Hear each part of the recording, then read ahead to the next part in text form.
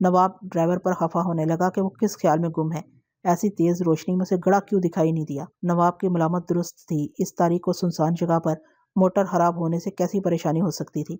हस्बे मामूल ड्राइवर चुप रहा। नवाब भी बुड़बुड़ाता रहा, खामोश हो गया और मोटर में वही जां सोज सकूत खनखनाने लगा। विठल भी गूंगा बन गया था। पहले नहीं तो अब उसे कुछ तिनके चुभोने चाहिए थे। नवाब की इस बेनियाजी में क्या उसे कोई रमज महसूस नहीं हो रही? उसकी आंखें तो अपने अनदेखे से भी गाफिल नहीं रहती, लेकिन अगर वो कुछ मानी अखज कर रहा था तो मैं भला किस तरह जान सकता था? मैं हजार खुद को समझाता कि मेरी हैसियत बेजवास है, इससे क्या हासिल है। मेरे लिए फिलहाल एक तमाशाई की तरह आंखें खुली रखना ठीक है। मगर बस चंद लम्हों की यकसुई होती थी कि सब कुछ गड़मड़ होके रह जाता था। दो बातें साथ तो नहीं हो सकती। एक ही वक्त में आदमी तमाशा हो, तमाशाई भी। नवाब को कम से कम मेरे मौजू पर अपने इल्म में इजाफे की तलब होनी चाहिए थी। मेरी तालीम, शौक, मामूलात वगैरह। मेरा दिमाग जाने कहाँ कहाँ भटक रहा था। गैर इरादी तौर पर मैंने पीछे मुड़ के एक नज़र नवाब को देखा। वो पुरसुकून था और किसी सोच में गुम। मुझे देख के वो मुस्कुराया। हनूज दिल्ली दूरस्त जनाब, वो शोखी और शाइस्तगी से बोला। मैंने कुछ नहीं कहा। मोटर तेजी से भागती रही। यकयक एक ख्याल ने मुझे गुंग कर दिया। कहीं ऐसा तो नहीं कि कोरा ही ने किसी जरिए से रब्ता किया हो कि वो कुछ चारागरी करे। मौलवी साहब एक ज़माने से उसे आसरे में रखे हुए थे और वो उससे मेरी गुमशुदगी न दस्तयाबी की कैसी कैसी तवजीहें और तावीलें पेश करते रहे होंगे। क्या क्या फसाना तराजियाँ न की होंगी उन्होंने इस उम्मीद में कि वक्त सबसे बड़ा दरमा है, एक न एक दिन कोरा के निहा खाने में फ़रोज़ा आग बुझ ही जाएगी। लेकिन उन्हें बहुत मायूसी हुई होगी। ये आग ही तो उसे कायम रखे हुए है। जिस दिन कोरा की डोरी टूट गई, इस दिन कुछ भी ना रहेगा। फिर मौलवी साहब दीवारें नोचा खसोटा करें और दीवारों का लिखा ऐसे नहीं। हैदराबाद आने के शुरू के चंद दिन तो मौलवी साहब खुर मंजिल में ज़रूर ठहरे रहे होंगे। इस दौरान नवाब की बहन माँ और उसकी मतमत कनीज़ों बांदियों से मानूस होने का कोरा को मौका मिला होगा। उनकी ज़ुबानी नवाब के इरादा वज़म की तवानाई, साहिब दिमागी और साफ दिली के चर्चे सुन के ही उसे लपकशाई का हौसला हुआ होगा। हो सकता है उन्हीं में से किसी एक के तवस्सुत से नवाब को कुछ बताया हो। मिजाजन नवाब इस राहगीर के मानित मालूम होता है जो उजलत के बावजूद सड़क की भीड़ के अंदर झांके बगैर अपनी राह नहीं लेता। आते ही मौलवी साहब ने इससे किसी अलग मकान के बंदोबस्त के लिए इसरार किया होगा और हैदराबाद में इस मर्तबान की मौजूदगी यकीनी बनाने के लिए किसी मुस्तकिल मकान का इंतज़ाम होने तक नवाब ने उन्हें अपनी ज़मीनों वाले मकान में मुंतकिल कर दिया। मगर कोरा ज़माने के सर्दो गरम ने उसे इतना शऊर ज़रूर दिया होगा कि वो अपनी मुरब्बी और मोहसिन मौलवी साहब के लिए ज़ुबान खोलने से पहले अवाकिब पर अच्छी तरह गौर कर ले। मौलवी साहब ही इसकी एक पनाह थे। उसे तो उन्होंने शहजादियों की तरह रखा। उनकी हैसियत तो उसके लिए कैसी सतून और साय की रस्सी है। उन्होंने उसे उसके तलबगार चांग कबीले के सरकर्दा सरकश अकीदा ज़िद्दगां से बचाए रखा है। इसकी खातिर वो दर बदर फिरते रहे। वो एक सैलानी आदमी थे, अपनी छोटी सी दुनिया में मस्त बेखुद। उन्होंने दुनिया ही उसके लिए छोड़ी। मौलवी साहब को कहीं कोरा की नादानी का इल्म हो जाए तो वो बिल्कुल टूट जाएंगे। अब तक सब कुछ इसलिए महफूज रहा था कि कोरा ने होंठों पर मोहर लगा रखी थी, वरना एक बार हरफ शिकायत जुबान पर लाने का मतलब अपना इख्तियार खो देना है। इसमें मौलवी साहब के ज़िया और रुसवाई के पहलू थे। कोरा को ये नहीं करना था, वो ऐसा कर भी नहीं सकती थी। कभी किस्मत ने यावरी की तो मुझ तक पहुँचने का वसीला एक मौलवी साहब ही हो सकते हैं। चंद दिन के अजनबी रफ़ीकों पर इतना एतमाद कर लेना कोई होशमंदी नहीं। कोरा ने यकीनन ऐसा नहीं किया होगा। नवाब ने मोटर रुकवा दी और ड्राइवर को डिक्की से फ्लास्क निकालने का हुक्म दिया। मोटर एक दो मिनट को ठहरी थी कि चल पड़ी। अभी मोटर ने रफ्तार नहीं पकड़ी थी कि पीछे से आती हुई किसी मोटर की वजह से ड्राइवर को फिर किनारे होना पड़ा। गुजरने वाली मोटर की रफ्तार बहुत तेज़ थी। फ्लास्क में कावा खूब गर्म था। विठल और नवाब चुस्कियाँ लेते रहे। मैंने चंद घूंटों में ख़त्म कर लिया। नवाब के कहने पर विठल ने दूसरा फंजान भी लिया। हम कुतुब शाही मज़ारात से आगे निकल आए हैं, नवाब ने सरगर्मी से कहा। कुछ देर पहले आपको दूर टीलों के इर्द गिर्द टिमटिमाती रोशनियां नजर आई होंगी। सुना है ये छोटी सी बस्ती सदियों से आबाद है। विठल हूँ हाँ करता रहा। नवाब कहने लगा, आगे हसीन सागर है और इसके बाद हमारी मंजिल। रात के वक्त मोटर की यही रफ्तार मुनासिब है। दिन होता तो शायद हम अब तक पहुंच चुके होते। पहुंच जाएंगे साहब, विठल ने उचड़ती आवाज में कहा। अपने को सवेरे की गाड़ी नहीं पकड़नी है। हाँ, ये भी बचा है, बिल्कुल दुरुस्त, नवाब ने हुमकते हुए कहा। क्या अर्ज करें, चलते चलते एक के बाद एक मसला। हमारा ख्याल था 5 बजे तक निकल पाएंगे। इन दिनों सूरज भी जल्द गरूब हो जाता है। आप बोलते तो अगले दिन का रख लेते। हमने सोचा था आपसे गुजारिश करें, लेकिन फिर ये सोच कर रह गए कि आपको अपने मकसद की तकमील की बेचैनी होगी। आपने को आदत पड़ गया साहब। नवाब का चेहरा मेरे सामने नहीं था कि कुछ अंदाज़ा हो सकता। उसने एक आह बुलंद की और जैसे कहीं खो गया। अचानक सड़क टायरों की रगड़ से चीख उठी। ड्राइवर ने जोर से ब्रेक लगाए। सामने से आने वाली गाड़ी में ना लालटेन थी ना बैल की गर्दन में घंटी। ड्राइवर को ऐन वक्त पर दिखाई दे गई, वरना कोई भी हादसा हो सकता था। नवाब बरहम होने लगा। फिर शायद हमारी मौजूदगी के बायस یا اس احساس ہے کہ ڈرائیور کی اتنی غلطی نہیں ہے؟ اس کی آواز بتدریج دھیمی پڑ گئی۔ گول کنڈے کے قلعے سے آگے حسین ساگر تھا۔ نواب ہی جانتا تھا کہ اب کتنی دیر کا راستہ اور ہے۔ بہرحال ہر لمحے فاصلہ کم ہی ہو رہا تھا۔ مجھے ابھی یقین نہیں آ رہا تھا کہ ہم اپنی منزل کی طرف بڑھ رہے تھے۔ نواب کے لیے میرے سینے میں دریا سا امڑتا تھا کہ میں اس کے احسان کا بدلہ کس طرح چکا سکوں گا۔ اس کے لیے تو تبت سے دریافت کیا ہوا اباجان کا خزانہ بھی ہیچ ہے۔ نواب کا کیا معلوم کہ اس کا یہ عمل کس کو زندہ کرنے، زندگی بخش دینے کے مترادف ہے۔ مجھے سامنے دیکھے کورا کا کیا حال ہوگا؟ اسے تو سکتہ ہو جائے گا۔ خود میرا حال، میرے ہاتھ پاؤں تو ابھی سے پھولے جا رہے تھے۔ میرا دل کہیں بند نہ ہو جائے، پھر تو کچھ بھی ہو جائے۔ کاش کچھ دیر کے لیے میرے حواس معطل ہو سکتے۔ میں نے پوری کوشش کی کہ اپنے آپ کو سمیٹے باندھے رکھوں، مگر اپنے اختیار میں مجھ سے سوا نہیں تھا۔ آدمی کو اتنی توفیق ہوا کرتی تو ہر آدمی اپنا حاکم، اپنا مسیحا آپ ہوا کرتا۔ یہ تو رسی اور زنجیروں کے بس میں بھی نہیں کہ آدمی کا دل جکڑ سکے، دماغ جکڑ سکے۔ مان جیسے کسی نے میری رگ و جان میں سوئیاں پیوست کی۔ یہ سامنے کی بات تو میرے دماغ سے اوجھل ہی رہی تھی کہ مولوی صاحب نواب کے گھر سے فرار ہونے کے بعد واپس کیوں آ گئے۔ میں پھٹی پھٹی آنکھوں سے خود کو دیکھا کیا۔ ظاہر ہے انہوں نے کسی کو مطلع کیے بغیر گھر سے چلے جانے کی کوئی بڑی وجہ بیان کی ہوگی، اور نواب نے اسے تسلیم کر لیا ہوگا کہ اب تو وہ واپس آ ہی چکے ہیں۔ رفتے گزشت نواب کو یہی شیوا ہے۔ دلیل تو گزشتہ دنوں کے بجائے مولوی صاحب کو آنے والے دنوں کی دینی تھی۔ جن اسباب نے نواب کی حویلی سے رخصت ہونے پر انہیں مجبور کیا تھا وہ تو بدستور موجود تھے۔ انہیں یاد ہوگا کہ نواب کی والدہ نے اپنے اقبال مند فرزند کے لیے ایک عزت مندانہ پیشکش کی ہے۔ ادھر حیدرآباد میں دوبارہ نواب کے گھر جانے کی صورت میں کسی وقت میری آمد کا دھڑکا جوں کا تو قائم تھا۔ مولوی صاحب کی واپسی سے مراد پس پائی ہے۔ زوال، امادہ اعصاب، شکستہ حالی اور زمانے کی نیرنگی کیسے کیسے سرماؤں سے کتنا بھاگ سکتا ہے، کتنا زور کر سکتا ہے۔ کوئی توانا شخص اس طرح مراجعت پر آمادہ نہ ہوتا۔ ہر مراجعت ہضمیت نہیں ہوتی، لیکن ہر ہضمیت کے لیے کوئی مفاہمت لازم ہے۔ مولوی صاحب نے بہت طویل سفر کیا تھا اور راستے کی طوالت سفر کی طوالت نہیں ہے۔ سفر کی پیمائش تو راستے کے پتھروں اندھیروں سے ہونی چاہیے۔ انہوں نے جانے کتنی پناہ گاہیں آزمائی ہوں گی۔ لگتا ہے نواب ہی کے ہاں انہیں کچھ امان نظر آئی۔ وہ نواب کے خاندان کی اصالت و نجابت سے اچھی طرح واقف تھے۔ میرے لیے یہ سارے دروازے بند کر دینے کے بعد انہیں کورا کے لیے بھی کچھ سوچنا تھا۔ میرا جسم پتھر کا ہو گیا۔ پھر نواب سروت ہمیں مولوی صاحب کے پاس کیوں لے جا رہا ہے؟ مولوی صاحب کی برہمی کے یقین کے باوجود؟ شاید مولوی صاحب نے بھی حامی نہ بھری ہو اور گمگو کی کیفیت سے دوچار نواب کو ہماری صورت میں امید کی کوئی کرن نظر آئی ہو۔ مولوی صاحب کی آمد پر نواب کے گھر والوں نے دوبارہ ان سے کورا کے لیے بات نہیں کی ہوگی۔ یہ آداب کے منافی ہے۔ کہتے ہیں دشمنی میں بھی نوابوں کو آداب کی فکر رہتی ہے۔ مثبت یا منفی کوئی بھی جواب مولوی صاحب ہی پر واجب تھا اور واجب ہے۔ نواب نے مولوی صاحب کی آمد اور اپنے گھر ان کے قیام کو ان کی ہاں سے مشروط نہیں کیا ہوگا۔ دونوں طرف سے کسی اجلت کی ضرورت بھی نہیں تھی۔ مولوی صاحب کی آمد بجائے خود ایک اقرار ہے، لیکن خاموشی اقرار نہیں ہے۔ ان کی خاموشی پر نواب کے گھر والوں کو تحمل و بردباری کی روش اختیار کرنی چاہیے، کیونکہ مولوی صاحب کو نئے گھر میں بسنے اور نئے ماحول سے موافق ہونے کے لیے بجا طور پر ایک مہلت لازم ہے۔ آزروئے وضع ان کے لیے دیدہ دل فرش راہ کیے ہوں گے۔ یکسر معذوری کی جرت یقیناً مولوی صاحب میں نہ ہوگی، پھر انہیں نواب کے گھر کا رخ ہی نہیں کرنا چاہیے تھا۔ ممکن ہے انہوں نے کچھ وقت طلب کیا ہو۔ یہ وقت طلبی رسم کے عین مطابق، مگر یہ پس و پیش کی علامت اور آدھے انکار کے مساوی ہے۔ نواب کے لیے یہ سبکی کی بات ہے، کشمکش و نزاع کی بھی۔ اس نیمے دروں نیمے بروں رویے سے سینوں میں غبار اتر آتا ہے، رگوں میں خون چبھنے لگتا ہے۔ کہیں نواب صاحب مولوی صاحب کو آئینہ دکھانے، ان کے نگفتنی احوال کی آگہی کے لیے ہمیں چارہ تو نہیں بنا رہا؟ میری سمجھ میں کچھ نہیں آ رہا تھا۔ جتنا میں سرا پکڑنے کی کوشش کرتا میری آنکھیں اور الجھ جاتی۔ مولوی صاحب کے اقرار کی صورت میں بھی ان کے روبرو پیش کرنے کی ایک معقول وجہ موجود ہے۔ اس سے مراد ان کی خوشنودی کا حصول ہے۔ یہ امر مولوی صاحب کے معاملات میں شمولیت اور ان کی ذات میں سنجیدگی کا مظہر ہے۔ نواب کی دانش میں مولوی صاحب کی برگشتگی بہت عارضی ہوگی۔ ہماری طرف سے معافی تلافی کے بعد مالکار نواب کا اقدام تحسین کی نگاہوں ہی سے دیکھیں گے۔ ان کی جائیداد انہیں واپس مل جائے گی، ان کے بچھڑے ہوئے ان سے آ ملیں گے۔ یوں عرصے سے جاری ایک مشق ستم سے، اس تنگ و تند زندگی سے انہیں نجات مل جائے گی۔ مولوی صاحب کے انکار پر نواب کی دستبرداری کے امکان کا تو سوال ہی نہیں ہے۔ سامنے کورا کی جگہ کوئی اور ہوتا تو بات اور تھی، اور مولوی صاحب واپس نہ آتے تو ٹھیک تھا۔ واپس آ کے گویا خود انہوں نے مائل با اندو مال زخم کھرچنے اور شعلہ پس مردہ کو ہوا دینے کا کام کیا ہے۔ نوابوں میں ضد کی خوبی نہایت درجے کی ہوتی ہے۔ مولوی صاحب جیسے پست حال شخص کو یہ سرکشی زیب نہیں دیتی۔ ایک نواب کیا، کوئی اور سادہ شعار بھی اتنی آسانی سے دستبردار نہ ہو پاتا۔ میں نے اپنی آنکھوں سے کورا کے ذکر پہ نواب کی دلگیری دیکھی تھی۔ اس کی کبیدہ خاطری کا اصل سبب مولوی صاحب کا اچانک چلا جانا نہیں تھا۔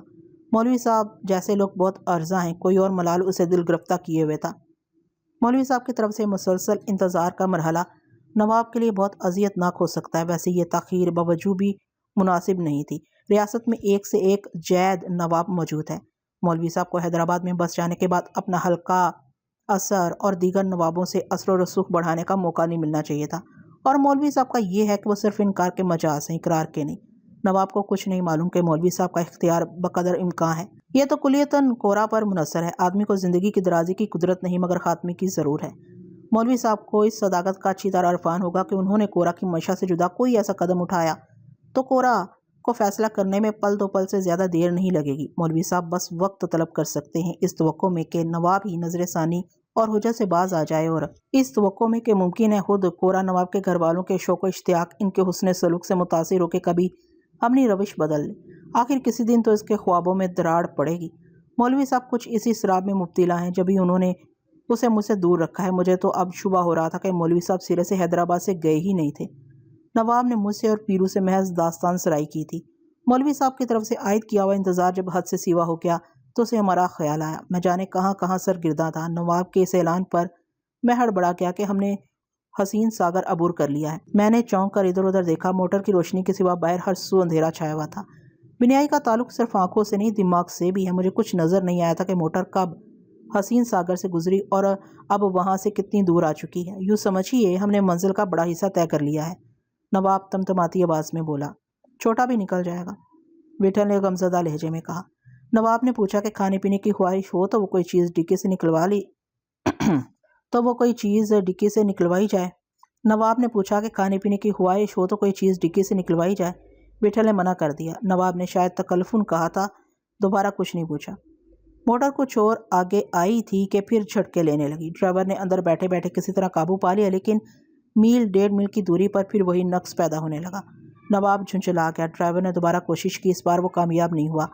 नतीजतन उसे मोटर सड़क के किनारे खड़ी करनी पड़ी। करीब में इस्तादा दरख्तों पर आबाद परिंदे फड़फड़ाने लगे। ड्राइवर बोनट खोले जाने क्या क्या हालात छेड़ता रहा। कई मरतबा अंदर आकर उसने चाबी घुमाई। इंजन में गड़गड़ाहट होती और बंद हो जाता। नवाब की बेमौका तलखी ड्राइवर के हाथ पांव और गड़बड़ाए दे रही थी। सड़क के आसपास ऊंचे और घने दरख्तों ने अंधेरा गहरा कर दिया था।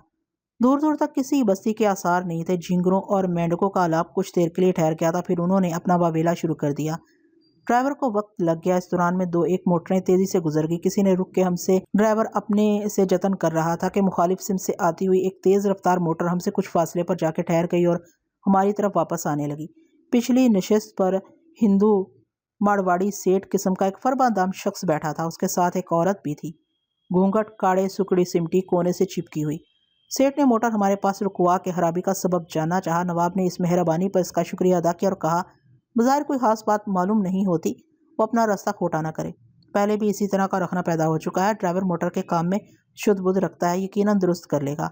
मरवाड़ी सेठ की मोटर आगे चली गई। ड्राइवर पसीने पसीने हो गया था। पहली मरतबा नवाब कुछ परेशान दिखाई दिया। हम तीनों मोटर से उतर आए। बैठे बैठे जिस्म ऐंठ गया था। बाहर आके हाथ पांव कुछ खुले।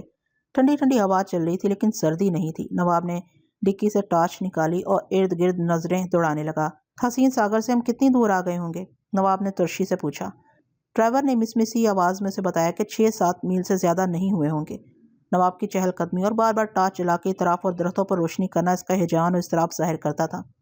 नवाब साहब, माजिद अली मज्जन का बाग यहाँ से कितनी दूर होगा? नवाब ने ड्राइवर से पूछा। ड्राइवर ने तज़ब्ज़ब से बताया कि ज़्यादा दूर तो नहीं होना चाहिए। नवाब खामोश हो गया। ड्राइवर ने एक बार फिर चाबी घुमाई।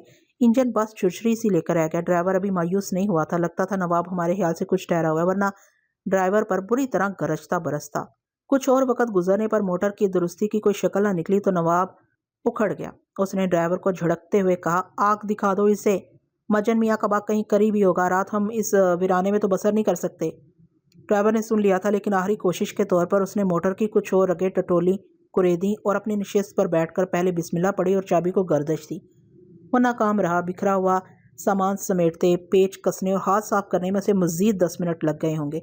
उसका सर झुका हुआ था जैसे सारी खराबी इसी में हो और वही मोटर हो। नौकर और अशिया में वैसे भी इतना फर्क नहीं होता। नवाब विठल के साथ मोटर के इर्द गिर्द चक्कर लगाता रहा। उसके चेहरे पर हिजालत थी। उसने मतरद्दुद लहजे में विठल से कहा कि फासला कुछ कम होता तो حسین ساگر کی طرف لوٹ جانا بہتر ہوتا، وہاں شب بصری کا اچھا انتظام ہو سکتا تھا، لیکن اتنی دور اندھیری رات میں پیدل سفر کرنا مناسب نہیں معلوم ہوتا۔ ادھر اطراف میں ریاست کے نامی گرامی نواب مجن میاں کی وسیع اور اس جاگیر کا سلسلہ ہے، زرعی زمین، سبززار، چراگاہیں اور باغات وغیرہ۔ سڑک کے کنارے واقع باغ میں مجن میاں کی ایک کوٹھی بھی ہے۔ ریاست کے عمرا روسا کے علاوہ مجن میاں کے خاندان کے افراد اور خاص احباب سیر و تفریح کی غرض سے یہاں قیام کرتے ہیں۔ امکان یہی ہے کہ زیادہ دور نہ جانا پڑے، ممکن ہے میل سے کچھ کم یا کچھ زیادہ۔ نواب نے وٹھل کو اطمینان دلایا کہ مجن میاں سے اس کے اچھے مراسم ہیں، وہاں چند ملازم مستقل طور پر تعینات ہیں، کوئی پریشانی نہیں ہوگی۔ کوٹھی میں مہمان ٹھہرے ہوں تو بھی گنجائش کم نہیں، رات کسی طرح گزار لیں، صبح منزل تک پہنچنے کا کوئی نہ کوئی بندوبست ہو جائے گا۔ خود اس کی زمین بھی یہاں سے 7-8 میل کے فاصلے پر ہوگی۔ وٹھل سنتا رہا، وہ کیا رائے دے سکتا تھا؟ سر ہلا کے اس نے نواب کی تائید کی۔ نواب نے ڈرائیور کو ڈکی میں سے ضروری سامان کے ایک تو تھیلے اور بدنگ نکالنے کی ہدایت کی۔ ڈرائیور ڈکی کھول کے سامان منتخب کرنے اور تھیلوں میں ڈالنے کے لیے باہر نکال رہا تھا کہ سامنے سے ایک موٹر کی روشنیاں دکھائی دی۔ ڈرائیور کے ہاتھ رک گئے، اس نے استفہامی انداز سے نواب کو دیکھا۔ نواب نے اسے اپنا کام جاری رکھنے کا حکم دیا۔ ہمارے قریب آتے آتے موٹر کی رفتار سست ہو گئی۔ آنے والی موٹر میں سوار لوگوں کو ہم دور سے نظر آ رہے ہوں گے۔ ہم سے چند گز کے فاصلے پر سڑک سے ذرا ہٹ کے موٹر رک گئی اور بڑی روشنیاں بجھ گئی۔ موٹر ٹھہرتے ہی جو شخص تیزی سے اترا وہ ڈرائیور ہی ہو سکتا تھا، وہ ذاتاً ہی شفرانہ تھی۔ اس نے فکر مندی سے پوچھا، کیا بات ہے؟ کچھ نہیں، نواب کے لہجے سے بیزاری نمایاں تھی۔ موٹر خراب ہو گئی ہے۔ کہاں جانا تھا آپ لوگوں کو؟ زیادہ دور نہیں، نواب نے تنک کے کہا، چلے جائیں گے ہم۔ موٹر اتنی قریب نہیں تھی، اندھیرے میں پچھلی نشست پر بیٹھے ہوئے لوگ دکھائی نہیں دے رہے تھے، شاید ڈرائیور کے سوا اس میں کوئی نہیں تھا۔ تمہارے ساتھ کتنے آدمی ہیں؟ وٹھل نے گونجتی آواز میں پوچھا۔ اب ان کے ساتھ تھوڑا سامان ہے اور ڈرائیور ہچکچا کے بولا۔ اپنی بات قطع کر کے اس نے پھر سوال کیا کہ آخر ہمیں کس طرف جانا ہے؟ ہماری فکر مت کرو، نواب نے دخل دیا، ہم چلے جائیں گے۔ ایک شخص نے اپنا وقت ضائع کیا، ہماری خاطر موٹر روکی۔ اس کے سلوک کے جواب میں نواب کی یہ ناسپاسی بہت نازیبا تھی۔ یہ کوئی نخوت تھی تو یہاں اس کا کوئی موقع نہ تھا، مگر نوابوں کے لیے نخوت کے وقت تھوڑی مقرر ہوتے ہیں۔ وٹھل نے نواب کی کجی پر توجہ نہیں کی اور ڈرائیور سے پوچھا، تم نے ادھر ہی نواب مجن کا باغ دیکھا ہے؟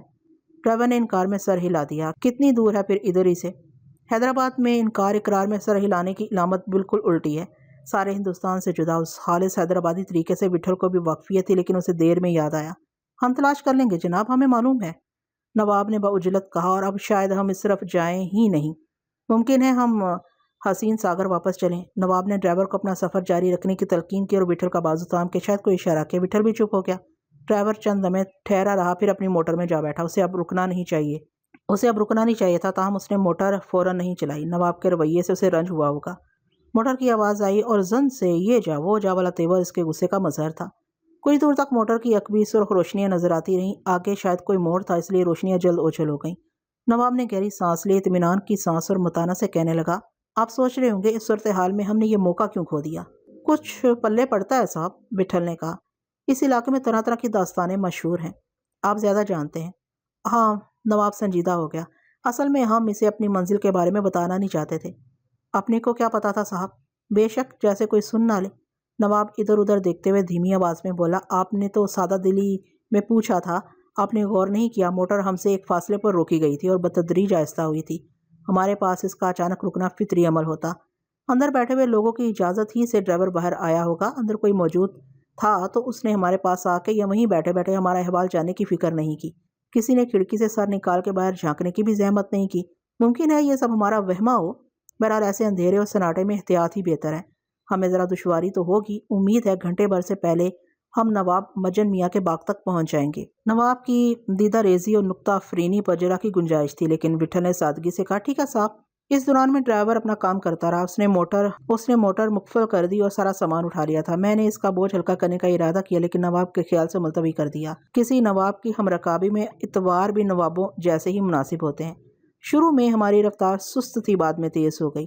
نواب ٹارچ چلا کے راستہ روشن کرتا جاتا تھا، لیکن اب روشنی کی ایسی ضرورت نہیں رہی تھی۔ اتنی دیر میں ہماری آنکھیں اندھیرے سے مانوس ہو گئی تھیں۔ آسمان پر ٹکڑوں ٹکڑوں میں بادل بکھرے ہوئے تھے اور دھندلی دھندلی چاندنی چاروں طرف بسی ہوئی تھی۔ سڑک کے دونوں جانب فاصلے فاصلے سے اونچے درختوں کی قطاریں کھڑی تھیں۔ ہوا بھی بہت ہلکی تھی۔ ہم نے فرلانگ 1.5 فرلانگ راستہ طے کیا ہوگا کہ نواب ٹھہر گیا اور چونک کر گھوم گھوم کر دیکھنے لگا۔ لیجیے، ہم نے خواہ مخواہ اتنا وقت ضائع کیا۔ وہ فرتے حیرت سے بولا، یہ جو آپ فصیل جیسی دیوار دیکھ رہے ہیں، یہی نواب صاحب مجن میاں کا باغ ہے. ہم آپ سے عرض کر رہے تھے نا, کچھ ایسا دور نہیں ہونا چاہیے. یہ راستہ تو ہمارا خوب دیکھا بالا ہے, تاریکی نے ہمیں بھٹکائے رکھا. اندھیرے اجالے کا کیا صاحب, وٹھل نے تپی ہوئی آواز میں کہا. اجالا بھی دیدوں سے کم مستی نہیں کرتا, تھوڑا زیادہ ہو تو اندھا کر دیتا ہے. نواب نے شاید سنا نہیں, اسے خاص سڑک کے بائیں جانے والی سڑک پر جانے کی بے قلی تھی. باغ کی چار دیواری اسی کے ساتھ تھی. نواب اسی طرف مڑ گیا. اتنی جلدی منزل مل جانے کی خوشی سے اس میں پھرتی آ گئی تھی. باغ کا وسیع آہنی دروازہ بند تھا. نواب نے سلاخوں سے ٹارچ کی روشنی پھینکی تو اندر جاتی ہوئی کشادہ سڑک چمک اٹھی. پھلواری کے حاشیوں کے بیچ میں بنی ہوئی سڑک کچھ دور جا کے بل کھا گئی تھی. پھلواری کے پیچھے دونوں طرف درختوں کے جھنڈ تھے. نواب دروازے کے پاس جا کے کچھ پیچھے ہٹ گیا. اندر دروازے سے ملک کمرہ دربان کے لیے مخصوص ہوگا. نواب کے اشارے پر ڈرائیور نے بڑھ کے سلاخوں پر کسی چیز سے ضرب لگائی.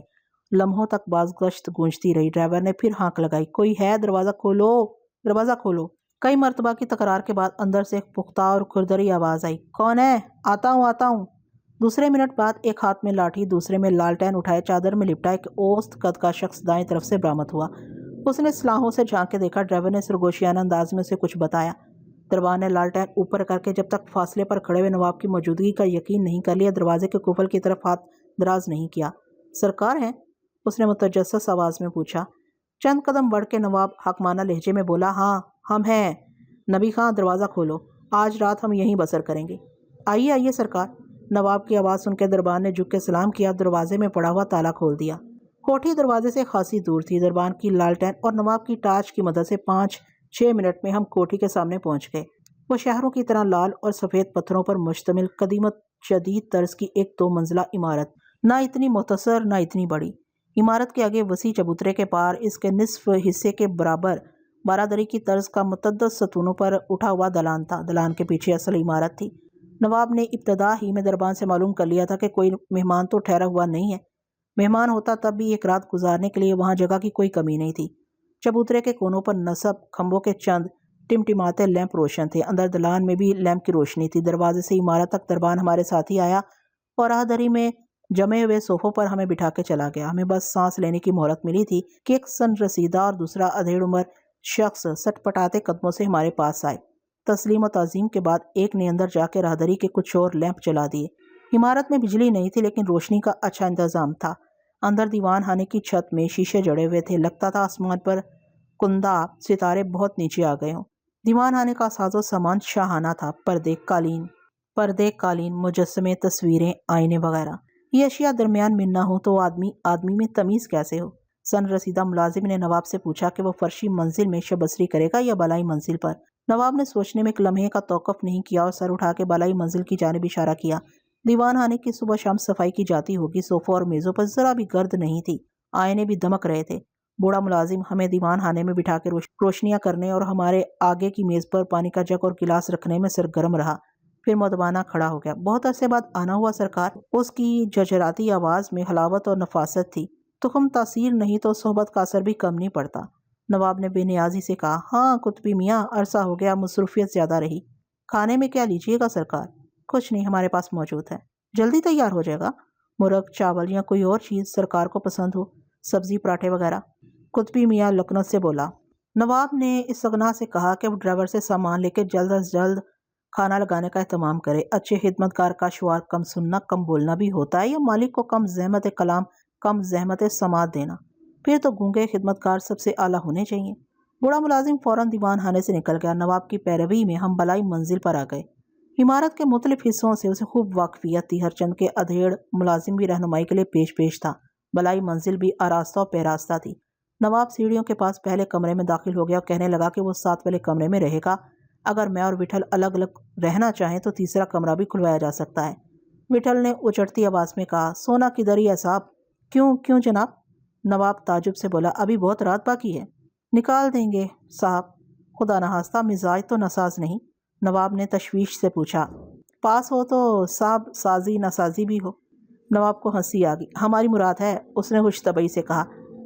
یہ نشیب و فراز, یہ حادثے تو زندگی کا حصہ ہیں. ایک رات کی بات ہے, کچھ آرام کر لیجئے گا تو صبح تر و تازگی رہے گی. یہ جگہ تو بنائی ہی گئی ہے آرام و سکون کے لیے. ادھر شہر میں تو زندگی روز بروز پیچیدہ ہوتی جا رہی ہے. نواب صاحب مجن میاں نے یہاں آدمی کو فطرت کے قریب کر دیا ہے. صبح یہاں کا منظر دیکھیے گا, دنیا ہی الگ ہے یہاں کی. फूल ही फूल, रंग बिरंगे और सारे हिंदुस्तान के मुंतहब दरख्त। किसी गोशे में जंगल का नज़ारा है तो किसी जगह मौसमी फसलों का सब्जा लहलहा रहा है। तारों की बाड़ के अंदर खास खास जंगली जानवर भी हिस्से में रखे गए हैं। वो इनकी तादाद ज़्यादा नहीं है। एक कुदरती झील, एक नहर बनाई गई है जो बल खाती हुई सारे बाग से गुजरती है। मछलियों का तालाब, पैराकी का तालाब, टेनिस कोर्ट, बिलियर्ड रूम, तकरीबात के लिए नीचे का वसी हाल, बारादरी और सहन। चंद बरस पहले यहाँ एक महफिल सुखन का एहतमाम हुआ था। फिर मुजरे की एक महफिल आरास्ता हुई थी। नवाब साहब मजन का शेरी ज़ोक खुदा की पनाह, सुरीले भी बेहद हैं, कमाल का सितार बजाते हैं। ये इनकी नवाजिश है कि इन रत जगहों में हमें याद रखते हैं। सच पूछिए तो जंगल में मंगल का समा होता है। देखने और बोलने की तरह काश आदमी को अपने कान बंद करने का इख्तियार भी हुआ करता। समात भी कभी कैसा जबर होती है। नवाब ज़ोको शौक से बाकहवाल बताता रहा। मैं और विठल बज़ाहिर अच्छे सामे होने का सबूत देते रहे। नवाब कहने लगा, बाग की हदूद में जो छोटी पहाड़ियाँ और टीले थे, इन्हें जूं का तू रहने दिया गया है। इन पर दरख्त लगा के और दिलकश बना दिया गया है। वाक़या यह है कि नवाब साहब मजन मियाँ के अहबाब यहाँ आने के लिए यूँ कहिए कि हम वक्त हमदम पर तोलते रहते हैं। आपको ही 2-1 बरस से हज़रत नवाब साहब की तवज्जो सिर्फ कुछ कम हो गई है। 2 बरस पहले बेगम साहिबा अच्छी बनी थी, एक रात बुलावा आ गया। नवाब साहब मजन मियाँ बुझ से गए। बहरहाल नवाब तासुब से बोला, अंधेरे की वजह से मुमकिन है आपको एहसास ना हुआ हो, ये इमारत सड़क की सतह से खासी ऊंचाई पर है। हमने इसलिए बलाई मंजिल को तरजीह दी है। यहाँ से बाकी सेहर अंगेज़ मनाजिर की नज़ारगी का लुत्फ़ ही कुछ और है। असल में सुबह ही आपको यहाँ की दिलफरेबी और रंगारंगी का सही अंदाज़ा हो सकेगा। अपने को टिकना ही कितना है साहब? विठल ने बहुत देर बाद जुबान खोली। जी जी हाँ, ये तो है। नवाब की आवाज़ झुलक गई। हमसे भूल हो जाती है। बेशक आपका दिलो दिमाग तो किसी और तरफ मरकूज है। यकसुई और ज़हनी फरागत ही में सब कुछ अच्छा लगता है। हम तो अपनी धुन में बस। वो शर्मसारी से बोला, सिर्फ एक रात की फसील हायल है फिर? नवाब उठ गया। उसे ख्याल आ गया था कि उसने मुलाजिम कुतबी मियाँ को खाना लगाने का हुक्म जारी किया है। वो मुंह हाथ धोने के लिए अपने कमरे में चला गया। उसके जाने के बाद लम्हों तक मैं और विठल एक दूसरे का मुंह तका किए। फिर विठल भी उठ गया। गुसलखाना कमरे से पेवस्त था। नवाब के बकौल कुछ ताज़ा तम होके हम कमरे में वापस आए तो कुतबी मियाँ मुंतजर थे। बलाई मंजिल ही पर खाने का कमरा था। लैंपों की रोशनी में बिलोरी मेज जगमगा रही थी। कुर्सियाँ भी फिर शीशे की होनी चाहिए थी। वस्त में लटके फानूस ने सारा कमरा मुनव्वर कर दिया था। खिड़कियों पर हल्के नीले रंग के रेशमी पर्दे सरसरा रहे थे। रेशम, शीशे और रोशनी से इमारत को खासी निस्बत है। अधेड़ मुलाजिम कुतबी मियाँ की मुआवनत कर रहा था। खाने की चंद ही इकसाम थी। नवाब को भी भूख नहीं मालूम होती थी। हमारी वजह से बैठ गया था। कुतबी मियाँ ने सारा खाना बच जाने पर दबे लफ्ज़ों में हैरत जाहिर की और नाश्ते के लिए पूछा, जो मुनासिब हो तैयार कर लेना। नवाब ने सपाट लहजे में कहा। नवाब ने कहवे की फरमाइश की थी। कहवा पी के हम खाने के कमरे से बाहर आ गए। विठल को इस वक्त जाने क्या सूझी थी। इसके इमारत देखने के इश्तियाक पर नवाब किसी कदर जज्बज़ हुआ। ताहम मुलाइमत से बोला, इस वक्त क्या देख पाइएगा? दिन की रोशनी में इमारत के हालो खत कुछ नजर आ सकेंगे। विठल भी बच्चा बन गया था। कहने लगा, सुबह वक्त मिले ना मिले, नवाब को जहमत होगी, बेहतर है नवाब आराम करे और कोई हरज ना हो तो कुतबी मियाँ को हदायत कर दी जाए। कुतबी मियाँ करीब ही मौजूद था। उसने भी नवाब की तायद की। विठल ने फिर जिद नहीं की और कहा जैसी मंशा हो। उसकी मुराद खाने के बाद महज चहलकदमी से है। नीचे सहन में वो कुछ वक्त गुजार लेगा। जाहिर है नवाब और कुतबी मियाँ को क्या एतराज़ हो सकता था। विठल ने मना भी किया लेकिन नवाब हमारे साथ नीचे आ गया। हम सहन के चक्कर लगाते रहे। सारा फर्श संगे मरमर का बना हुआ था। शबनम से भीगी हुई फिजा में सब्ज़े, मिट्टी और फूलों की मिली जुली खुशबू रची हुई थी। रात की रानी की महक सब पर गालिब थी। एक जरा छेड़ने की देर थी। नवाब निज़ाम दक्कन के खुसरवाना मशागिल, महलात और नवादिर के बारे में रद्बुल लसान रहा। विठल ने दानिस्ता नवाब का शौक के बयां महमीज किया। इस तरह कम अज़ कम घंटा भर तो गुजर गया होगा। गुमान ये हो रहा था कि बहुत रात हो गई है। हम वापस कमरे में पहुंचे तो 12 बजने में अभी चंद मिनट बाकी थे। नवाब को भी नींद नहीं आ रही थी। कमरे में आके वो कुछ परेशान और मुस्तरब सा दिखाई दे रहा था। बार बार घड़ी देखता, लेकिन आदमी की मर्जी पर वक्त कहाँ घटता बढ़ता है। अपने कमरे में जाने से पहले उसने विठल से मालूम किया कि तबीयत मौजू हो तो क्यों ना बाजी जमाई जाए। विठल ने सर दाह भरकर कहा कि अब कहाँ, किसी ज़माने में सुबह शाम का होश नहीं रहता था। मोहरे जब ख्वाब में नजर आने लगे तो दिल कुछ मजबूत किया। अब तो बिसात छूटे ज़माना हो गया। कुतबी मियाँ ने पानी से भरा हुआ जग और गिलास मेज़ पर रख दिए थे। हमसे रुखसत की इजाज़त लेते हुए इसने सुबह की बेदारी और नाश्ते के एहतमाम का वक्त पूछा। विठल ने सब नवाब पर डाल दिया। कुतबी मियाँ दरवाजे से निकलते निकलते लौट आया। वो ये बताना भूल गया था कि नीचे जीने के पास बरकत नामी अधेड़ मुलाजिम सारी रात चौकसी करता रहेगा। किसी चीज़ की ज़रूरत हो तो मिसारी के सराहने लटकी हुई डोरी खींच ली जाए, वरना एक आवाज़ पर वो खिदमत में हाजिर हो जाएगा। नवाब का कमरा हमारे कमरे से जुड़ा हुआ था। उसने कहा कि वो दरवाज़ा खुला रखेगा। किसी तरह की उलझन हो तो ज़रा भी तकल्लुफ़ न किया जाए। बस एक थपकी बहुत होगी। سفر میں اس کی نیند ایسی پختہ نہیں ہوتی، آہٹ پر آنکھ کھل جاتی ہے۔ پکی نہ آتی ہو تو دھیان زیادہ رکھنا چاہیے صاحب، وٹھل نے جماہی لیتے ہوئے کہا۔ ایک دفعہ استجاب کے بعد نواب کے جسم میں لہر اٹھی۔ نہیں، وہ کلکلاتے ہوئے کہا، آپ ہمارا خیال نہ کیجیے، ہمیں رات میں ویسے بھی کئی بار اٹھنے کی عادت ہے۔ نواب خدا حافظ کہہ کے رخصت ہو گیا۔ کمرے کی کھڑکیاں کھلی ہوئی تھی، سبزے کی وجہ سے مچھروں اور کیڑے مکوڑوں کی افرات ہوگی، اس لیے باریک تاروں کی جالیاں کھڑکیوں پر نصب کی گئی تھیں۔ بیچ میں سرہانے کے پاس رکھی ہوئی متصر میز دونوں مسیریاں جدا کرتی تھی۔ لیمپ بھی اسی پر رکھا ہوا تھا۔ وٹھل نے روشنی کم کر دی اور آہستگی سے بغل اور بازو کے درمیان لپٹی ہوئی پیٹی سے تمنچا نکال کے تکیے کے نیچے رکھ لیا۔ میں نے بھی اس کی تقلید کی۔ بستر پر کمر ٹکاتے ہی تمنچا چبھنے لگا تھا۔ ہمیں پیٹیاں بھی اتار دینی چاہیے تھی، لیکن پھر صبح نواب یا کسی ملازم کی موجودگی میں انہیں دوبارہ کسنا بھی ممکن ہوتا یا نہیں۔